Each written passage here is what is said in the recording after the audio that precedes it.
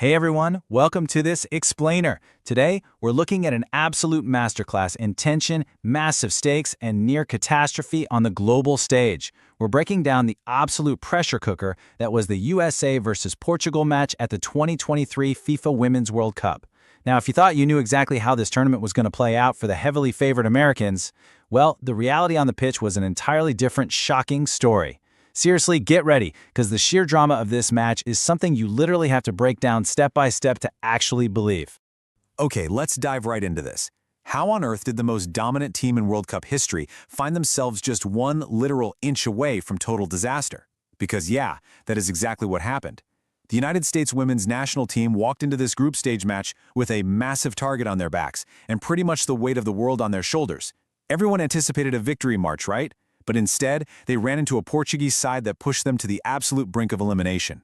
To really understand how we got to that stunning, heart-stopping final moment, we have to look at the immense collision of expectations versus reality. The contrast in the narratives of these two squads is just fascinating. For the US, all the pre-tournament talk was focused on them making history. They were trying to become the first team ever, male or female, to win 3 consecutive World Cups. So the expectations weren't just high, they were historic. And then you have Portugal, the ultimate underdogs. As the commentators pointed out, literally no one expected them to even be in a position to challenge for a spot out of the group. But, as we all know in sports, when you have absolutely nothing to lose, you become incredibly dangerous. The Portuguese squad stepped onto that pitch knowing all the pressure was on the reigning champs, and they used that to their absolute advantage. Section 1. The disconnect, nerves and missed chances. Right from the opening whistle, the U.S. looked startlingly vulnerable. We immediately started to see the cracks forming in the American armor. The team seemed completely caught in two minds on their tactics. That high press they wanted to execute, it just wasn't working out the way they planned. Instead of their usual fluid dominance, we saw really disjointed passing movements. You could tell they were noticeably missing the calming presence of their experienced captains. And that led to a cascade of poor decision-making under pressure. Basically, whenever they found themselves under duress, they had massive problems, totally lacking that cohesion we're so used to seeing from this squad. And we saw the consequences of that disconnect almost immediately. The early warnings were loud and clear. Players like Alex Morgan and Lynn Williams were getting into decent positions, sure, but they were rushing these frantic, really tentative chances in front of the goal. There was just this noticeable lack of composure in the final third. It was a super tentative start, totally fueled by nerves. So instead of clinical finishes, we saw players just kind of swiping at the ball, generating a real scramble of missed opportunities. Even when they successfully got bodies into the penalty box, they were creating the moments, but they just couldn't convert. And you could see that frustration visibly mounting. Section 2. The Portuguese threat, growing confidence. And this brilliantly illustrates what happened next. As the U.S. faltered, Portugal realized they actually had a fighting chance. While the Americans were struggling to find their rhythm, Portugal was stringing together these really fluid passing movements. They were visibly growing in confidence by the minute, effectively playing off Jessica Silva and Diana Silva to constantly threaten the American lines. On the flip side, the U.S. was reduced to frantic defense, late tackles, and continuously conceding multiple free kicks. The momentum had completely shifted. Every single time the U.S. tried to regain control, Portugal's ability to make the game tight and their effectiveness going forward kept the Americans entirely off balance. And one key individual absolutely thrived in this environment, Kika Nazareth. She is a rising Portuguese star who didn't just handle the immense pressure, she totally flourished under it. She became a very real threat to the U.S. defense, launching these dipping, moving shots from a distance that constantly forced the American defense to scramble. It's always fascinating to see how some players just rise to the occasion on a massive stage, right? Nazareth was doing exactly that. She showed incredible composure and talent while taking the game directly to the reigning champions. Section 3. The turning point, Lavelle's costly mistake. 16. That number represents the massive consequence of a single, split-second moment. Midfielder Rose Lavelle made a late tackle on the pitch. She slipped, went through her opponent, and earned herself a highly consequential yellow card. Because of the tournament rules regarding accumulated cards, that singular late tackle meant she would be suspended. She would be forced to completely miss the United States' critical round of 16 match.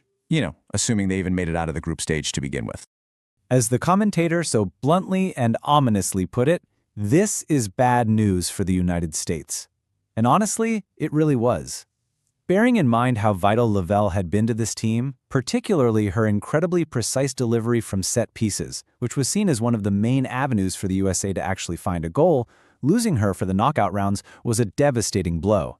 It instantly added this heavy, dark cloud of anxiety over a team that was already struggling so hard to find its footing.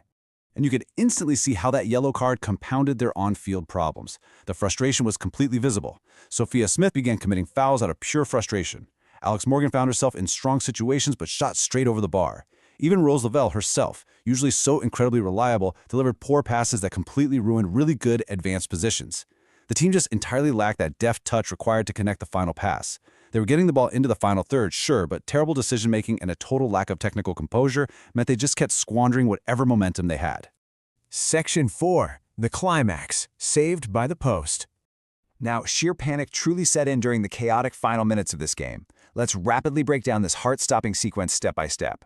First, Juliet makes a critical mistake, traveling with the ball and failing to use it wisely, which leads to a turnover.